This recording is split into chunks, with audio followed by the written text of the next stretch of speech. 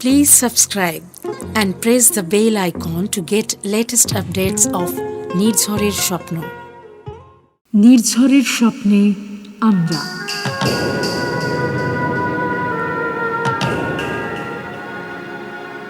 শ্রুতিনাট্যে গল্প অনুষ্ঠানে আপনাদের সকলকে আমরা জানাই স্বাগত।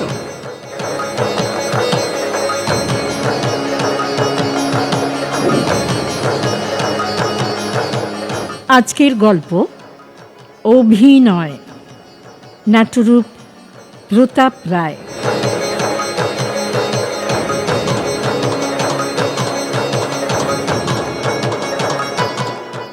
শুরু করছি আজকের গল্প অভিনয়, নাট্যরূপ প্রতাপ রায়।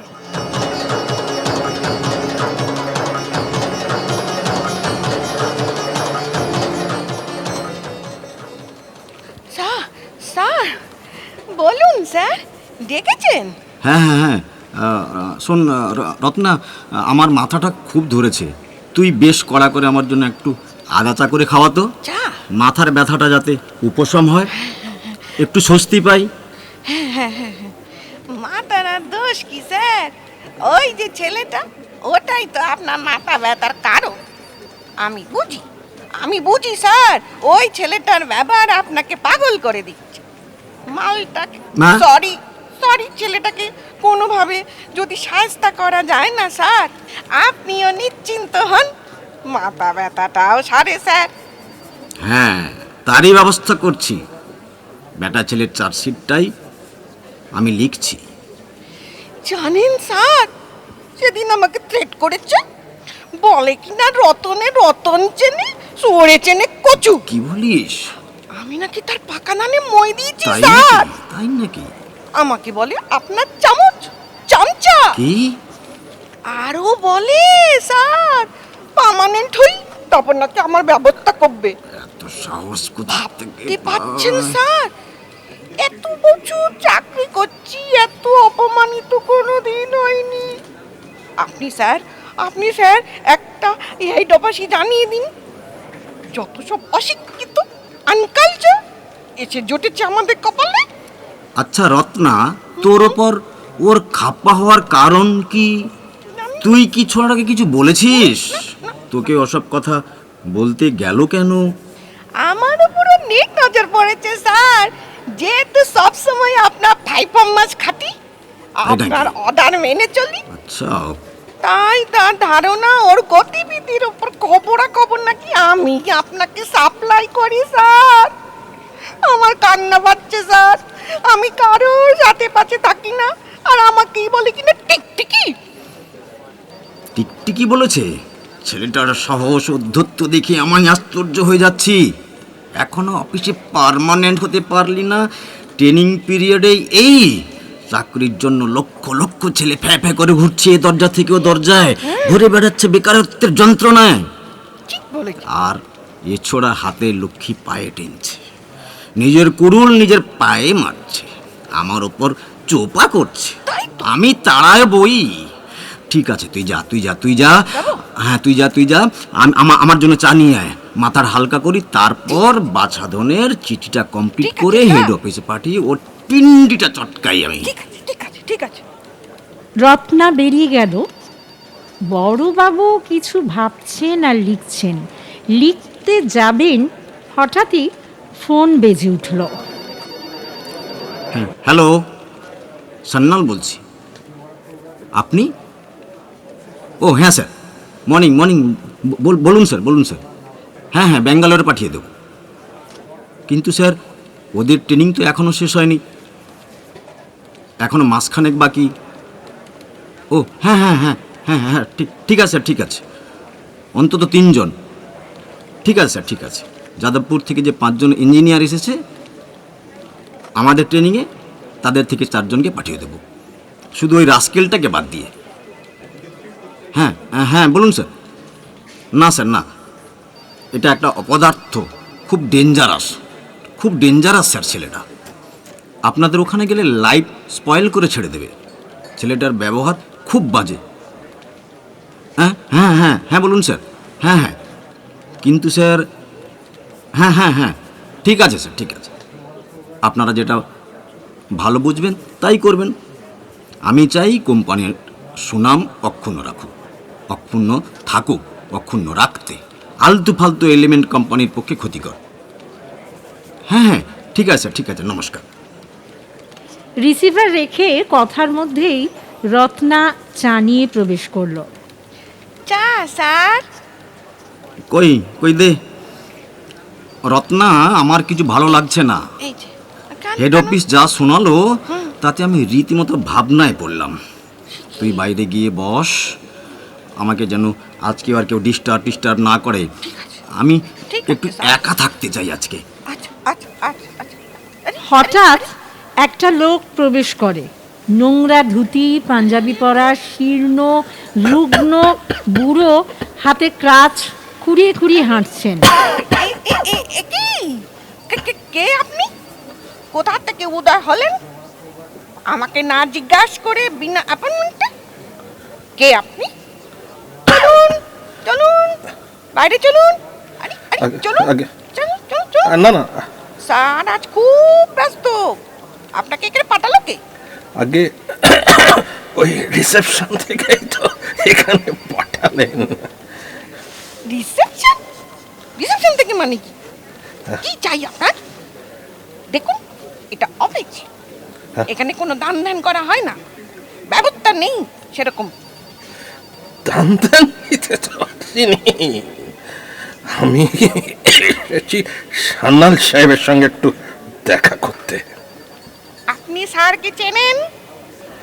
চিনি মানে নাম শুনেছি, তাই একটা ওই বিশেষ দরকারে ওনার সঙ্গে একটু আলোচনা করতেই এসেছি। কিসের আলোচনা?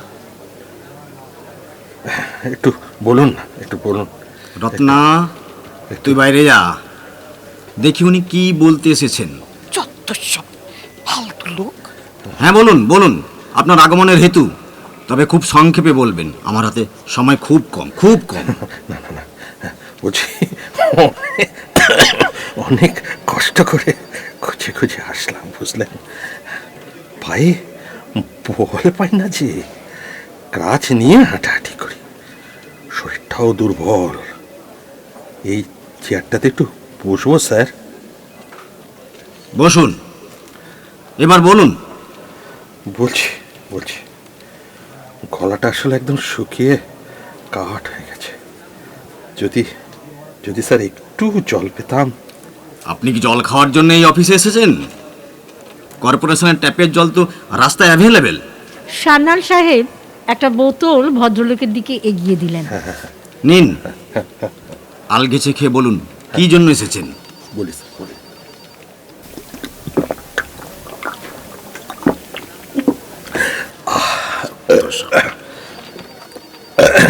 আড্ডা মারতে অফিসে সবাই কাজ করে, রিসেপশনটা হয়েছে তেমন, যাকে তাকে পাঠালেই হলো, আমাকে একটা ফোন করার প্রয়োজন বোধ করে না।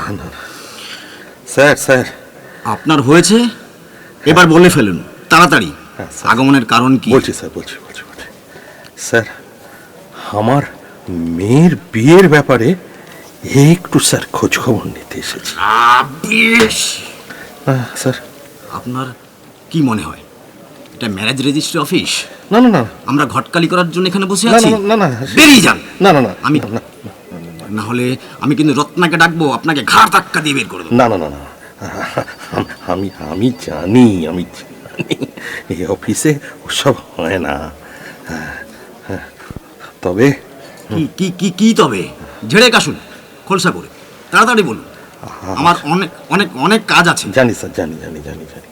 শুনুন স্যার, আসলে আপনার অফিসের স্টাফ, একজন স্টাফ, তার ব্যাপারে একটু খবরাখবর নিতেই আমার আগমন। কি নাম, কার ব্যাপারে, জলদি বলুন।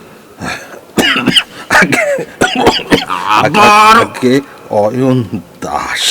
অয়ন? হ্যাঁ স্যার, হ্যাঁ স্যার, আমার মেজো মেয়ের সঙ্গে ওর বিয়ে ঠিক হচ্ছে কিনা, তাই স্যার, তাই। তা তা এখানে কেন? ওর পাড়ায় প্রতিবেশীর কাছে খোঁজ নিলেই তো সোনার টুকরোর খবর তো আপনারা সহজেই পেয়ে যেতেন। একেবারে অফিসে চলে এসেছেন। ছেলেদের অফিসটাই তো আদর্শ জায়গা স্যার। পাড়ার আর অফিস বাবুরা কতক্ষণ থাকেন, ওই রবি আর ছুটির দিন বাদে। তাই স্যার এখানে একটু চলেই এলাম। খুব কৃতার্থ করেছে। ওর সম্পর্কে কোনো কথা বলতে আমার রুচিতে বাধে। কেন? একটা রদ্দিমাল অপদার্থ। হ্যাঁ, কি শুনছেন? খুব ভালো লাগছে তো? সব জানতা হাম বড়াই ভাব। আমাদের কথাও শুনতে ছোকরার বয়ে গেছে। যে কোনো ব্যাপারে ঘোঁট পাকানোর ওস্তাদ। আর কিছু শুনবেন? না না না না না, এ তো ভালো কথা নয় স্যার। তাহলে আর বলছি কি? বহু চেষ্টা চরিত্র করেছি শোধরাবার, আমাকে পাত্তাই দেয় না। কিন্তু কোনো কিন্তু নয়, ওর সম্পর্কে আমার সাংঘাতিক অ্যালার্জি হয়ে গেছে। হ্যাঁ, ছোকরাটাকে আমি অফিস থেকে সরানো না পর্যন্ত কি বলছেন ওর স্যার? চাকরিটা আমি খাবো। ওর চাকরি রফা দফা না করা পর্যন্ত আমার শান্তি নেই। এবার আপনি আসুন। আমার মাথা আমার মাথায় আগুন জ্বলছে। আপনি আসুন, আপনি আসুন। স্যার স্যার স্যার স্যার একটু শুনুন স্যার। আমি তো অ্যাকচুয়ালি আপনার হবু জামাই বলে আমাকে তোয়াজ করবেন না। না না না, পরে পস্তাবেন। না না না, এ আপনি কি বলছেন? কই বাকি ছেলেগুলোর যারা ট্রেনিং করছে তাদের কারোর বিরুদ্ধে তো কোনো অভিযোগ নেই। তাহলে অপদার্থকে কেন বাজে কথা বলছি? তাহলে আমার মেয়েটার ভবিষ্যৎ স্যার পুরো ঝরঝরে অন্ধকার। আপনাকে সুপরামর্শ দেই, শুনুন। মেয়ের ভবিষ্যৎ যদি সুস্থ স্বাভাবিক ভালো দেখতে চান, অন্য পাত্র খুঁজুন। সুপাত্রের দেশে অভাব নেই। আমাদের অফিসের পেছন পাকা ছেলেটার সঙ্গে মেয়ের বিয়ে দিল, পরকাল ঝরঝরে ফর্সা হয়ে যাবে। ও হারামজাদা সব পারে দেখবেন বিয়ের কয়েকদিন পর আপনার ট্যাগ ফাঁকা করে নয় ভেঙে যাবে, নয়তো ডিভোর্স দিয়ে দেবে। রাস্কেলটা সব পারে। এই সময় থাকতে সরে পড়ুন। কি বলছেন স্যার? আমার পুরো মেয়েটা তো তাহলে আর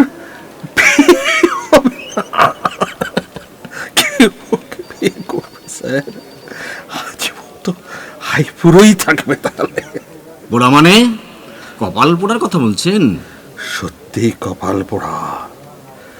অমন সুন্দর মুখটা 2 বছর আগে এই স্যার বাদিকটা পুড়ে গেছে। গরিবের সংসার, আরো স্যার দুটো মেয়ে আছে, ছোট, ওর থেকে ছোট। এবার ওর জন্য তো ওদের বিয়েই দেওয়া মুশকিল হয়ে যাচ্ছে স্যার। আপনার মেয়ের ওই পোড়া বিকৃত মুখ দেখে ওই অয়ন ছোড়াটা বিয়ে করতে রাজি হলো কেন? ব্যাপারটা রহস্যের গন্ধ পাচ্ছি। কিন্তু বুঝবেন না, রহস্যের কিচ্ছু নয়। ও আমার ভাইপোর বন্ধু, যে অনেক দিন থেকেই চেনা। তা চেনেন যখন আমার কাছে আসার মানেটা কি? তার সম্পর্কে তো সবই জানেন দেখছি। তা তো জানি, কিন্তু অফিসে কাজকর্ম কেমন করছে? নতুন চাকরিটা পার্মানেন্ট হয়নি। আসলে চাকরিটা স্থিত কি না, কাজের জায়গায় কেমন পারফরমেন্স দেখাবে, এজন্যই একটু আর কি স্যার খোঁজ খবর নিতে আসা। আমার যা বলার আমি বলেছি। তবে আমার একটু কৌতূহল হচ্ছে, এরকম একটা ছেলের সঙ্গে আপনার মেয়ে কি প্রেমে জড়িয়ে গেছিল নাকি? না স্যার, সে কি, সেরকম কিছু তো কখনো মেয়ের মুখে শুনিনি। ও নিজেই স্যার যে বিয়ের প্রস্তাব দিয়েছে। হাতে তো স্যার একদম চাঁদ মতো ব্যাপার আর কি। এখন তো স্যার প্রত্যেক সপ্তাহে মেয়েকে নিয়ে ওই যে চামড়ার ডাক্তার আছে না, তার কাছে যায়। আমার স্যার কোনো খরচই করতে দেয় না। আমার মেয়েকে স্যার ভীষণ ভালোবাসে। ও বলেছে হ্যাঁ, ওকে সারিয়ে তুলবেই। মেয়েদের মন, আমার মেয়েও স্যার ওকে না খুব চায়। আমি বুঝতে পারি, বুঝতে পারি, জানেন তো, বুঝতে পারি। অয়নের হাত ধরে সংসার করার স্বপ্ন দেখে মেয়েটা। কিছু মনে করবেন না স্যার, অয়ন বলেছে চাকরিটা পাকা হলে বিয়ে করে নেবে আমার ওই পোড়ামুখীকে। না না স্যার, এক বর্ণ কিন্তু বাড়িয়ে বলছি ভাববেন না স্যার, ও সত্যি বলেছে। ও এখন যে আমাদের সংসারের একটা বড় ভরসা। ভরসা? ভরসা মানে দেখবেন বিয়ের পরে সব ফর্সা। আমি বিশ্বাস করি না স্যার, আমি বিশ্বাস করি না স্যার। ওর ব্যবহারে আমরা শক্তি মুগ্ধ। সময় বুঝবেন। না না স্যার শুনুন, আমার গিন্নি তো এক প্রকার শয্যাশায়ী। হ্যাঁ, তার ওই ব্যারামের খরচ, তারপরে দুই মেয়ের স্কুলের মাইনে, পড়ার খরচ, সবই তো ওই চালায়। ও কি আপনার বাড়িতেই থাকে নাকি অন্য কোথাও? ওর আর কে আছে? কেন, ওর বাবা মা সবাই আছে তাই নাকি? গ্রামের বাড়িতে। হ্যাঁ আচ্ছা। স্যার, ধানি জমিও কিন্তু আছে বিস্তর। পড়াশোনা আর চাকরির সূত্রে কলকাতায় থাকে, শ্যামবাজারের কাছে। হ্যাঁ, একটা ঘর ভাড়া করে থাকে। বাড়িতে স্যার সচ্ছল অবস্থা, তাই টাকা পাঠাতে হয় না। তবে এ সবই শোনা কথা। ভালো করে খোঁজ খবর নিন, ওর বাড়ি যান। স্যার, ও একদিন গাড়ি করে নিয়ে গিয়েছিল, গ্রামের বাড়ি দেখে তো অবাক। তাই নাকি? হ্যাঁ স্যার, একটুও বাড়িয়ে বলছি না। সম্ভ্রান্ত পরিবার, খুব খুব আদর যত্ন করে আপ্যায়ন করেছিল। বিশ্বাস করুন স্যার, আমার মেয়ের ওই বৃত্তান্ত শুনেও কিন্তু কোনো আপত্তি দেখলাম না পরিবারের কারোর কাছে। বেশ বেশ ভালো। ওর যে বাবা, আচ্ছা। ও তো বললেন, জানেন স্যার কি বললেন? বললেন ছেলে মানুষ হয়েছে, ও যা ভালো বোঝে তাই করুক, নিজের ভালো মন্দ নিজেরাই বুঝে নিক। ভালোই তো। বিয়ের ব্যাপারে, সংসারের ব্যাপারে ওদের বোঝাপড়াটাই মুখ্য। আমরা আজ আছি কাল নেই। বুঝলাম। ভারী অবাক হলাম। সত্যি আচ্ছা, স্যার। আপনি কি করেন? আপনার চলে কিভাবে? দেখতেই তো পাচ্ছেন স্যার, কাজ নিয়ে সেটা দেখতে পাচ্ছি। বর্তমানে 3 মেয়ের অথর্ব পিতা।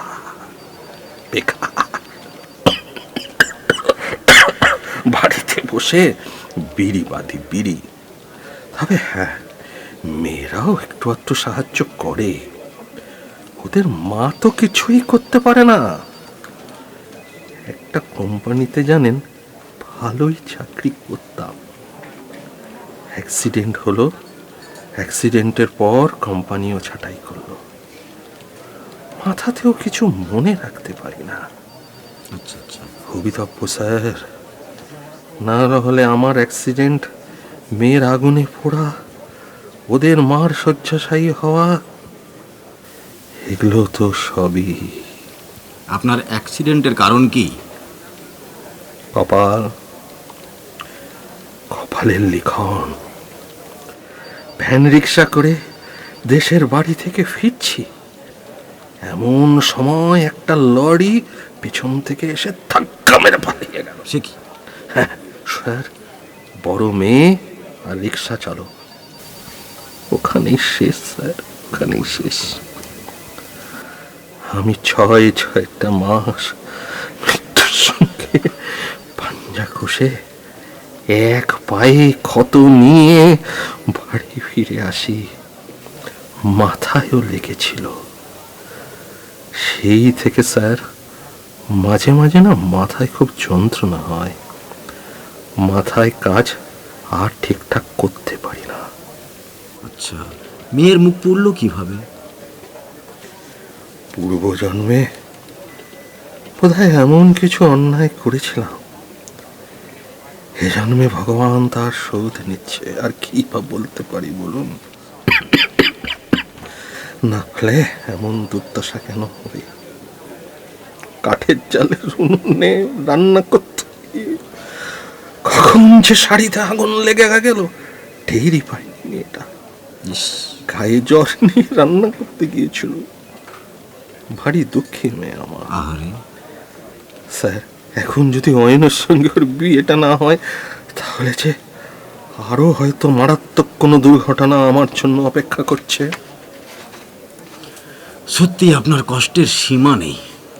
যত শুনছি ততই অবাক হচ্ছি। অয়ন্ত মশাই আপনাদের কাছে ভগবান। ঠিক ঠিক ঠিকই বলেছেন। ছেলেটাতে দেখছি আমাকে চমকে দিল। আমার কষ্ট দুঃখের সময় ও যে আমার পাশে এসে এরকম দেবদূতের মতো দাঁড়িয়ে সাহায্য করছে, তাই বোধহয় আমি এখনো বেঁচে আছি। না হলে কি যে হতো স্যার, হয়তো আত্মহত্যার পথটাই বেছে নিতাম। না না না না, ওপরটা দেখে মানুষ চিনতে আমরা এখনো ভুল করি। অয়নের মতো আমি কি পারতাম? আমাদের অফিসের আর কি কেউ পারবে এমন উদারতা দেখাতে? আপনি আমার চোখ খুলে দিলেন। দেখুন, অয়নের কনফার্মেশনটা আমার একার হাতে তো নেই, তবে আমি আমি আমি নিশ্চয়ই দেখব। হ্যাঁ, তাও যদি আপনি সাবধানে বাড়ি যান। হ্যাঁ, সাবধানে বাড়ি যান, সাবধানে বাড়ি যান। বেল টেপে সান্যাল সাহেব। রত্না প্রবেশ করে। স্যার বলুন স্যার। হুম, রত্না শোন না, ওর জন্য একটু চা নিয়ে আয় না। কথায় কথায় আমি ভুলে গেছি। না না না না না না, চা লাগবে না। না না চা লাগবে না। না স্যার, আজ থাক। আর তাছাড়া আমি চা খাই না। স্যার, সামনের বৈশাখে যদি ওদের দুটো হাত এক করতে পারি, আমার মেয়েটার হাসি মুখ দেখতে পারি, তাহলে হয়তো নতুন করে বাঁচার স্বপ্ন দেখব। অয়নের সঙ্গে পরিচয় হওয়ার আগে কত অনাত্মীয়ের কাছে হাত পেতে সাহায্য নিয়েছি। ভালো লাগে বলুন স্যার ওইভাবে ভিক্ষের মতো হাত পাততে? এখন হয় অয়ন, জামাই বাবাই সব ভরসা। ওদের বিয়েতে আপনাদের এই গরিবের বাড়িতে পদধূলি কিন্তু স্যার দিতেই হবে, নবদম্পতিকে আশীর্বাদ করতে। স্যার স্যার, আমি তো কিছুই বুঝতে পারছি না, উনি কি বলছেন? কিছুই বোঝার দরকার নেই। এই লেটারটা আমি ছিঁড়ে ফেলছি। সে কি স্যার? এ তো অয়নের চার্জশিট লেটার। হ্যাঁ, অয়নের চার্জশিট লেটার। হ্যাঁ, চার্জশিট লেটার। মানুষের হৃদয়ে ঢোকার চেষ্টা কর, তবে কি লোক চিনতে পারবে। কি বলছেন? অয়নের মতো হতে গেলে অনেক ত্যাগ স্বীকার করতে হবে, তাই নাকি? যা আমি, তুই আর 10 জন আমার মনে হয় পারবেও না। কিন্তু স্যার, ছোড়াটার ব্যাপার তো আপনাকে পাগল করে দিচ্ছিল। মাথা খারাপের জন্য আদা দিয়ে চা খেলেন। আর মনে হয় আদার প্রয়োজন হবে না। তুই চিনি ছাড়া একটু চা নিয়ে আয় তো। ধন্যবাদ স্যার, ধন্যবাদ। আজকের মতো তাহলে আসি স্যার, আপনার অনেক অমূল্য সময় নষ্ট করে ফেললাম। না, ঠিক আছে। মার্জনা করবেন স্যার। না, ঠিক আছে। স্যার, আপনাকে একটা প্রণাম করব? আরে কি করছেন? আপনি আমার থেকে অনেক বয়সে বয়োজ্যেষ্ঠ। এসব কেউ করে নাকি? পাপ হবে যে। যান, এবার নিশ্চিন্ত হয়ে বাড়ি যান, বিয়ের আয়োজন করুন। সামনের বৈশাখেই বিয়ে হবে। আর হ্যাঁ, বিয়ের আগে আমার সঙ্গে একবার দেখা করে নেবেন। নিশ্চয়ই। আপনার মেয়ের বিয়ে ধুমধাম করেই হবে। খুব নিশ্চিন্ত ছোকরা অয়নটাকে বোঝাতে হবে সে একা নয়, এই হৃদয়হীন মানুষটাও কত হৃদয়বান। বিয়ের দিনটার অপেক্ষায় থাকলাম। আচ্ছা আচ্ছা আচ্ছা, চলি, চলি, লোকটি চলি, চলে চলি, যেতে যেতে পিছন ফিরে হাত তোলে, সান্নালও হাত তোলে। রত্না ফ্যাল ফ্যাল করে তাকিয়ে থাকে এবং বলে, এখন কি চান স্যার? আগেই তো বললাম চিনি আর আদা ছাড়া। তোর কানে কি আছে? এবার তোর তোর চার্জশিটের ব্যবস্থা করতে হবে দেখছি। বেশ ন্যাকা হয়েছে। রত্না জিভ কাটে এবং বেরিয়ে যায়। অয়নের শ্বশুরমশাই, সরি ভাবি শ্বশুরমশাই, তার শারীরিক অক্ষমতা, বাড়ির পরিবেশ এবং জীবনযাত্রার মাধ্যমে অয়নের যে ভূমিকা রয়েছে যে তার চাকরি পাকাপোক্ত হতেই হবে, সেই ব্যবস্থা মোটামুটি করেই গেলেন। এর জন্য সান্যাল সাহেবের হৃদয়ের আন্তরিকতাকেও নিশ্চয়ই সাধুবাদ দিতে হয়। যাই হোক, ট্রেনিং শেষে ব্যাঙ্গালোরে পোস্টিং হয় অয়নের। এদিকে মিস্টার সান্যালও ভালো অফার পেয়ে অন্য একটা কোম্পানিতে জয়েন করেন। যেহেতু অন্য কোম্পানির অন্য অফিস, সেই জন্য অয়নের কি হলো না হলো তার জানার আগ্রহ আর থাকারও কথা নয়, ছিলও না। অয়নের শ্বশুরবাড়িতে কী হলো না হলো তাও জানার পরিস্থিতি আর নেই।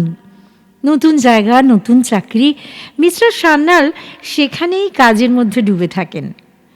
একদিন ছুটির দিনে তার প্রিয় বন্ধুর নাটক দেখার জন্য একাডেমি অফ ফাইন আর্টসে যান সান্যালবাবু।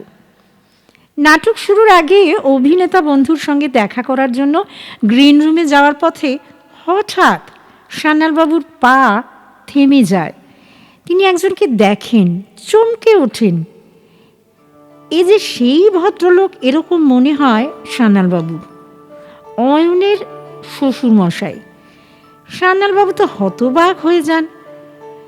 সেই মুখ, সেই চোখ, অথচ গায়ের পোশাক আলাদা, হাতে ক্রাচ নেই, এখন আবার কোট প্যান্ট পরে আছে, হাতে আবার দামি সিগারেট।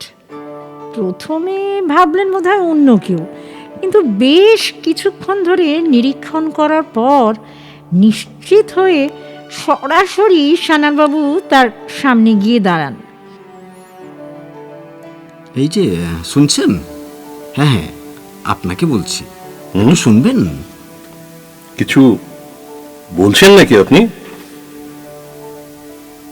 আপনাকে যেন কোথায় দেখেছি, কোথায় দেখেছি বলুন তো? হয়তো কোনো নাটকে দেখবেন। না না, নাটক দেখার সুযোগ সুবিধা খুব একটা হয় না আমার। আমার এমনই এক চাকরি, আমার বন্ধু চন্দনের আজ নাটক আছে, অনেক পিড়াপিড়িতে আসলাম। তো ভালো করেছেন, আমিও আছি, দেখে যাবেন। আপনি থাকেন কোথায়?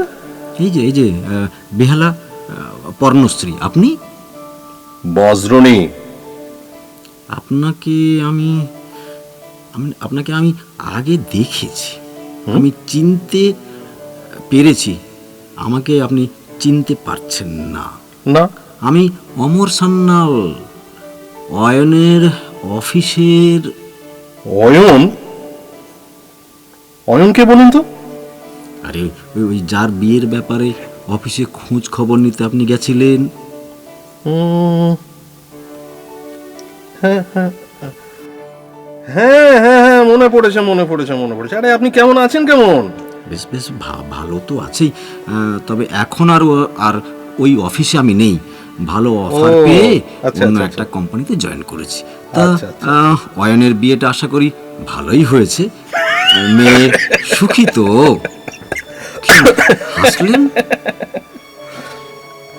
আসলে দাদা, আমরা হলাম গিয়ে প্রফেশনাল, বুঝেছেন? টাকা পয়সা ঠিকঠাক পেলে না, যে যেমন রোলে অভিনয় করাতে চায় মানে করার চেষ্টা করি। তো আপনার সঙ্গে অভিনয়টা খারাপ করিনি, তাহলে কি বললেন? মানে আমি তো আপনার কথা কিছুই বুঝতে পারছি না। অভিনয় মানে? আরে আপনার সঙ্গে যা করেছি সেদিন অফিসে, তা পুরোটাই তো অভিনয়। অয়নের ওপর আপনার নেক নজর পড়েছে, সেটা জানতে পেরে ছেলেটা চাকরি খোয়াবে সেই বুঝতে পেরে আমাকে এসে ধরল, বললো একটা কিছু ব্যবস্থা করতে, যা হোক করে চাকরিটা যাতে পাকা হয়। মাত্র 10,000 টাকার বিনিময়ে অভিনয় করলাম, বুঝলেন? হয়তো 1,05,000 টাকা ঘুষ দিলে আপনারা পার্মানেন্ট করতেন। ছেলেটা টাকা পয়সা নিয়ে ধাস্তামো করে, চাকরি পাকা হওয়ার পরের দিনই আমাকে সমস্ত পেমেন্ট মিটিয়ে দিয়েছে। হ্যাঁ, এ তো রীতিমতো চিটিংবাজি। আমাকে ঘোল খাইয়েছেন।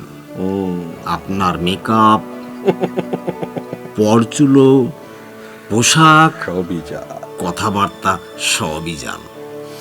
আমার মতো দুধে অফিসার, জানেন আপনাকে আমি পুলিশে দিতে পারি।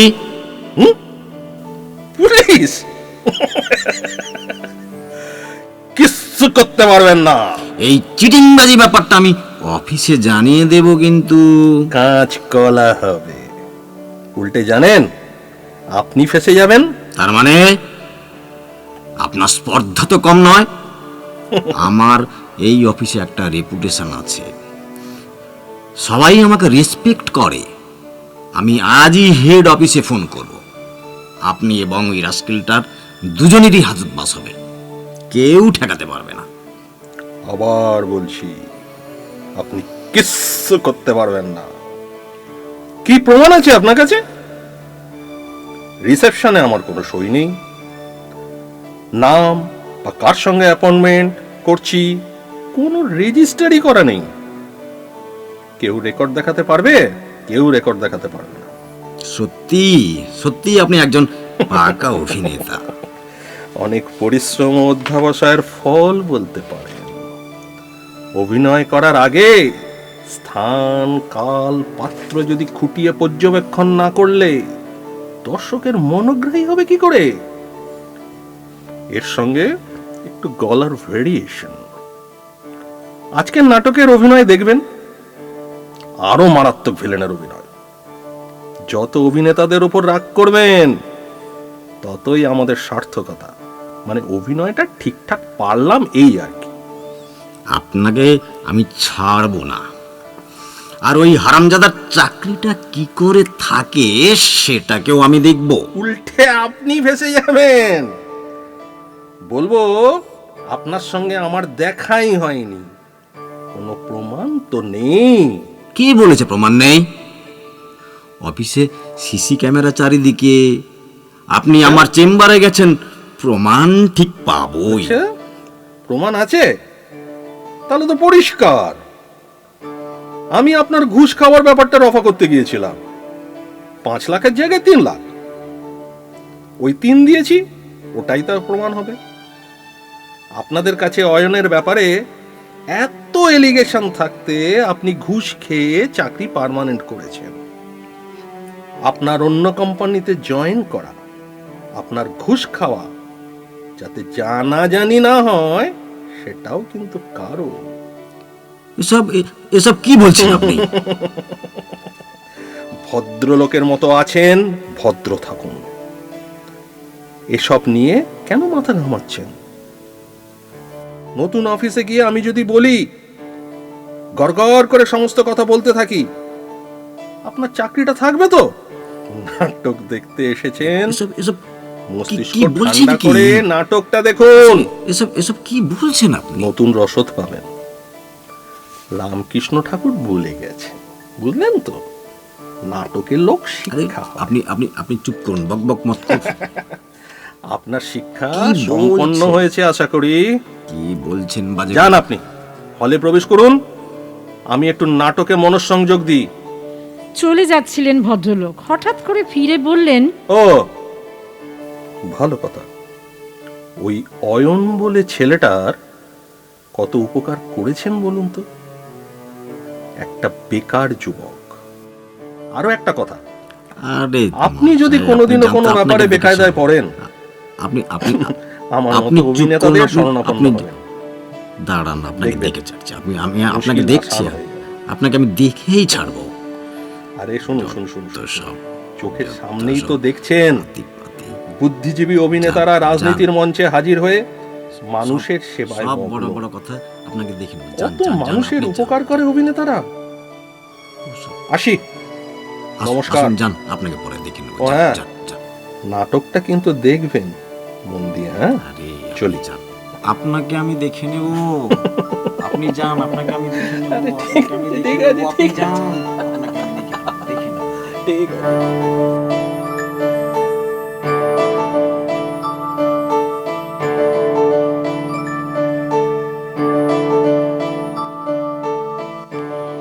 শুনছিলেন আজকের গল্প অভিনয়, নাট্যরূপ প্রতাপ রায়। আমরা এই গল্প পাঠটি করার সময় বিশেষভাবে কৃতজ্ঞতা জানাই এবং প্রণাম জানাই বিখ্যাত নাট্যকার শ্রী শ্যামল দত্ত মহাশয়কে।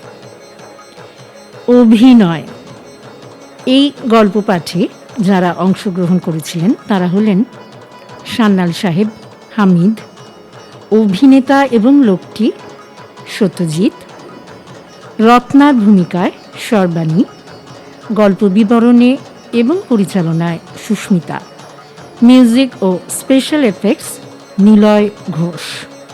শুনছিলেন অভিনয়।